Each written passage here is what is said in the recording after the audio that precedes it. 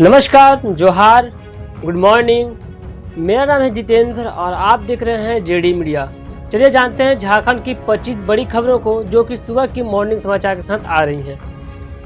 आज की पहली और बड़ी खबर, बेटी को हॉस्टल छोड़ने जा रहे एएसआई की तेज रफ्तार कंटेनर के रोदने से मौके पर हुई मौत, बेटी घायल। बचले के नामकुम बेटी को हॉस्टल छोड़ने जा रहे बाइक सवार एएसआई राधा गोविंद उराव को तेज रफ्तार कंटेनर ने अपनी झपेट में ले लिया। इससे घटनास्थल पर ही उनकी मौत हो गई, जबकि 15 वर्षीय पुत्री को चोट आई है। मृतक राधा गोविंद झारखंड पुलिस में एएसआई थे। वे वर्तमान में हजारीबाग में पीसीआर में पदस्थापित थे। यह घटना रांची जिले के नामकुम थाना क्षेत्र के रामपुर आर्या के समीप रांची जमशेदपुर NH-33 की है। पुलिस ने कंटेनर व बाइक जब्त कर ली है। आपको बता दें कि मृतक बुंडू नगर पंचायत अध्यक्ष के चचेरे भाई थे।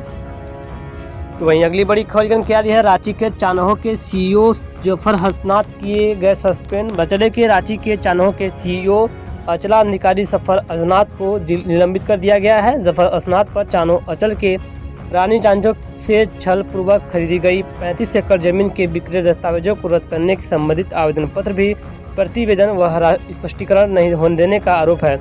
इस संबंध में कार्मिक प्रशासनिक सुधार एवं राज्यसभा विभाग द्वारा निलंबन की अधिसूचना जारी कर दी गई है।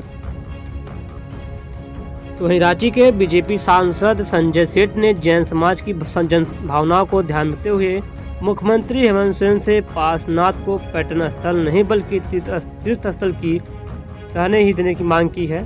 श्री सेठ ने कहा कि पार्श्वनाथ स्थित श्री सम्मेद शिखर जी जैन समुदाय के करोड़ों लोगों की आस्था का केंद्र रहा है। यहाँ कई तीर्थकारों ने तपस्या की और मोक्ष की प्राप्ति की है। श्री सम्मेद शिखर जी की पवित्रता को बनाए रखने के लिए झारखंड सरकार को अपना फैसला वापस लेना चाहिए। वहीं एक बड़ी खबर जानकारी है, देश में अब कहीं से भी वोटिंग की जा सकेगी। जी हाँ, प्रवासी मतदाताओं की सुविधा को देते हुए चुनाव आयोग ने रिमोट वोटिंग पर काम करना शुरू कर दिया है। इससे घर से बाहर रह रहे वोटरों को चुनाव के वक्त घर जाने की मजबूरी नहीं होगी, वे वहीं से वोट कर सकेंगे। भारत निर्वाचन आयोग नई दिल्ली द्वारा दिनांक 16 जनवरी 2023 को सुबह 11 बजे से विज्ञान भवन नई दिल्ली में राजनीतिक दलों के प्रतिनिधियों के लिए बहु निर्वाचन क्षेत्र prototype remote electronic voting machine की कार्यप्रणाली का प्रदर्शन किया जाएगा। इस अवसर पर आयोग की तकनीकी विशेषज्ञ समिति के सदस्य भी शामिल होंगे। तो वहीं झारखंड में स्वास्थ्य विभाग अलर्ट में वैक्सीनेशन पर जोर। पता चले कि विदेशों में बढ़ते कोरोना संक्रमण रोकते हुए देश समेत झारखंड में स्वास्थ्य विभाग अलर्ट मोड पर है। कोरोना संक्रमण की रोकथाम को लेकर सरकार भी गंभीर है। वहीं राजधानी रांची के रिम्स में इसकी रोकथाम को लेकर तैयारी जोरों पर है हर दिन। तो वहीं अगली बड़ी के लिए एक बड़ी खबर, झारखंड के लोगों को एक बड़ी सौगात देने जा रहा है इंडियन रेलवे। पता चले कि साल 2023 में झारखंड के लोगों को वंदे मातरम ट्रेन की सौगात मिलने वाली है। ये ट्रेन रांची से हावड़ा के बीच चलेगी। इसके आने से यात्री रांची से हावड़ा तक की सफर महज 5 घंटे में पूरी कर लेंगे। जानकारी के अनुसार रेल मंत्रालय ने देश के 40 रूटों में 18 ट्रेन चलाएगी।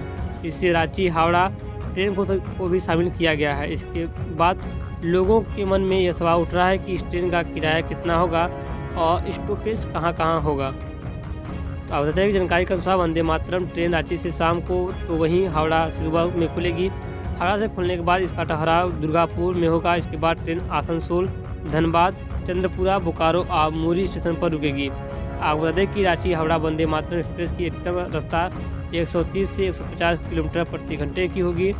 419 किलोमीटर की दूरी को महज 4 घंटे 55 मिनट में तय कर लेगी। तो वहीं झारखंड के लोगों को 3 नए एयरपोर्ट की मिलेगी सौगात। बचले के नए साल में झारखंड वासियों को 3 नए एयरपोर्ट की सौगात मिलने वाली है। इन एयरपोर्ट में यात्रियों को अधिक सुविधाएं मिलेंगी। रांची और देवघर के बाद पूर्वी सिंहभूम के धालभूगढ़ एयरपोर्ट के अलावा बोकारो और दुमका में भी एयरपोर्ट की सुविधा लोगों को मिलेगी। इस तरह से राज्य में कुल 5 एयरपोर्ट हो जाएंगे, जहां से यात्रियों को आने जाने में काफ़ी सहूलियत मिलेगी। तो चले कि रिम्स में मरीजों के परिजनों को नहीं होगी रहने की सुविधा।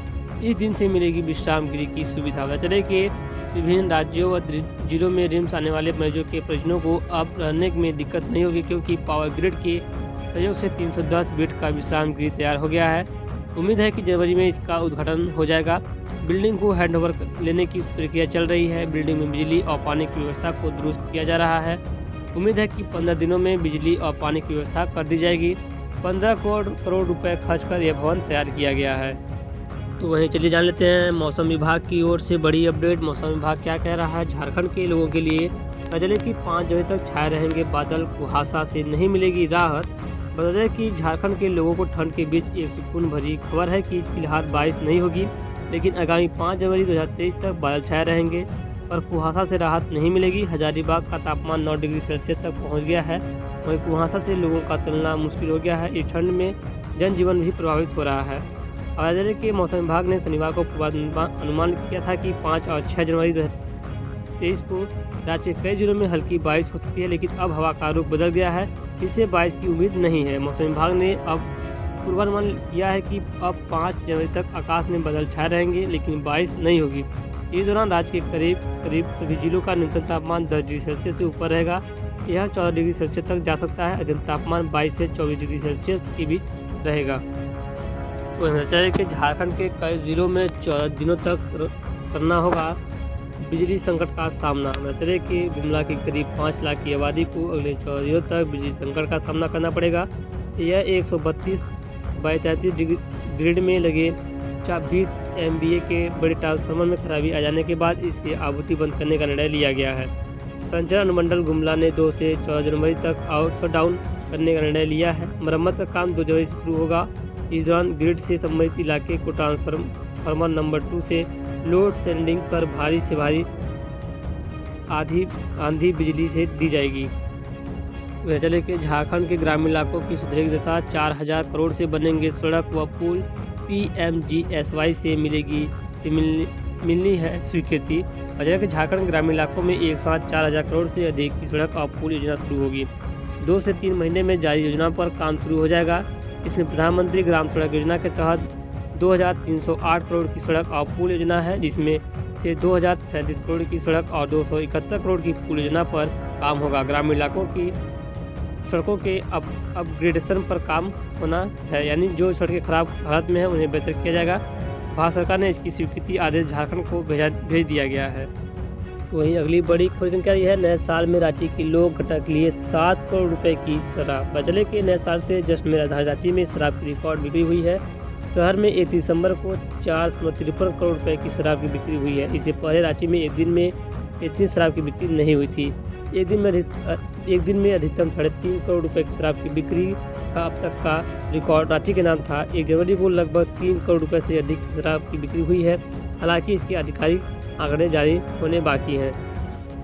वहीं अगली बड़ी खबर जानकारी है जैन समाज ने दिल्ली समेत देश के कई जगहों पर किया प्रदर्शन। झारखंड सरकार पर क्यों फूटा गुस्सा। चले कि झारखंड सरकार द्वारा गिरिडीह स्थित जैन समाज के पवित्र स्थल श्री समेत शिखर जी को पर्यटन स्थल घोषित करने के खिलाफ साल के पहले दिन रविवार को दिल्ली में बड़ी संख्या में जैन समाज के लोगों ने इंडिया गेट पर विशाल प्रदर्शन किया।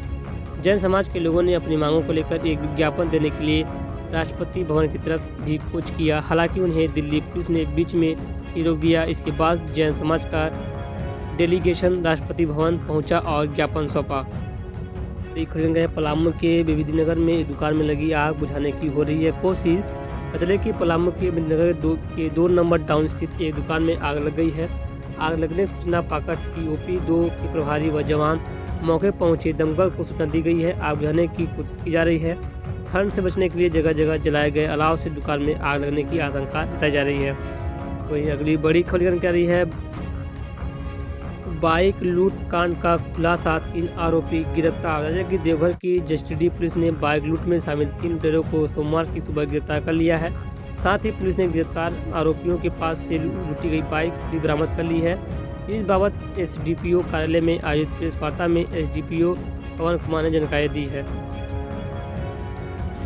तो वहीं अगली बड़ी खबर जानकारी है हजारीबाग में 1 करोड़ की अफीम व 13 लाख का कैश बरामद, एक महिला गिरफ्तार। पता चले कि नए साल के दूसरे दिन हजारीबाग की पुलिस ने 1 करोड़ रुपए मूल्य की अफीम और 13 लाख नगद सहित एक महिला को गिरफ्तार किया है। गिरफ्तार महिला की पहचान करेडारी थाना क्षेत्र के खोलतवीर गांव की रुधनी देवी पति कामेश्वर साव के रूप में हुआ है।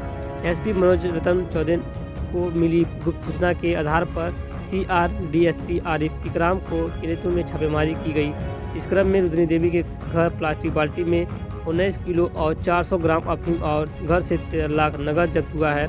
एसपी ने बताया कि गिरफ्तार महिला ने पुलिस को बताया कि इसका दामाद चतरा सदर हपुआ गांव के ज्ञानी साव ने अफीम और नगद राशि रखा था। उन्होंने बताया कि जब्त राशि अफीम खरीदार ने अग्रिम रूप से में दिया गया था। तो पता चला कि रांची में रेलवे और एयरलाइन पर कोहरे की मार, कई ट्रेनें फ्लाइट लेट। रांची में कोहरे की मार लेने और एयरलाइन रांची में कोहरे की मार रेलवे और एयरलाइन पर पड़ी है। कई ट्रेनें और फ्लाइटें लेट हैं। अगर आपको यात्रा करनी है तो लिस्ट देखकर ही घर से बाहर निकलें, क्योंकि दिल्ली से आने वाली एयर एशिया की विमान लेट चल रही है। वहीं दिल्ली रांची गो फर्स्ट और कोलकाता रांची इंडिगो विमान की लेट चलने की सूचना मिल रही है। बचले के रिम्स में भर्ती पंकज मिश्रा की अल्ट्रासाउंड जांच आज होने वाली है। मल्टी लॉन्ड्रिंग और अवैध खनन मामले में गिरफ्तार पंकज मिश्रा का आज रिम्स में अल्ट्रासाउंड होगा। पंकज मिश्रा का इलाज फिलहाल रिम्स पेइंग वार्ड में चल रहा है। यूरिन में इन्फेक्शन की समस्या से निजात मिलाने के लिए उन्हें दवाइयाँ देनी शुरू कर दी गई है। वहीं इन्फेक्शन का कारण जानने के लिए ब्लड की जाँच के लिए सैंपल भेजा गया है, जिसकी रिपोर्ट सोमवार को आएगी। इसके अलावा अल्ट्रासाउंड की जाँच सोमवार को की गई है। उसका इलाज सचरी विभाग के डॉक्टर मृत्युंजय सरावंगी की देखरेख में चल रहा है। बचले के छपरा में फिर से जहरीली शराब से एक युवक की मौत। नए साल पर छलका था जाम, बढ़ सकती है मरीजों की संख्या। बचले के छपरा में एक बार फिर से जहरीली शराब पीने से एक व्यक्ति की मौत सोमवार को पटना में हो गई है। बताया जा रहा है कि नए साल का जश्न मनाने के दौरान एक युवक ने शराब पी। इसके कुछ देर के बाद उसकी हालत काफ़ी खराब हो गई। इसके बाद छपरा अस्पताल में भर्ती कराया गया। वहाँ से युवक की स्थिति गंभीर देखते हुए उसे पटना रेफर कर दिया गया, जहाँ उसकी मौत हो गई। युवक की पहचान तरैया में शाहनवाजपुर ग्राम निवासी सुनील कुमार के रूप में हुई है। युवक के पिता ने बताया कि नए साल का जश्न मनाने के दौरान युवक ने दोस्तों के साथ शराब पी थी। इसके कुछ देर बाद उसकी तबीयत बिगड़ने लगी। उन्होंने बताया कि युवक के साथ शराब पीने में गाँव के कुछ और लोग भी शामिल थे। हालांकि अभी तक किसी अन्य व्यक्ति के अस्पताल में भर्ती होने की सूचना नहीं है। फिलहाल के दोस्तों बस इतना ही है। कुछ आज की तमाम बड़ी खबर जो झारखंड से आए थे मुझे खबरों को शेयर कीजिएगा, लाइक कीजिएगा। चैनल पे नया है तो चैनल को सब्सक्राइब करके बेल आइकन प्रेस कर लीजिएगा। मुझे नहीं आप सबके लिए ऐसी खबर लेकर के मैं आते तक बने रहे। जेडी मीडिया, जय हिंद, वंदे मातरम।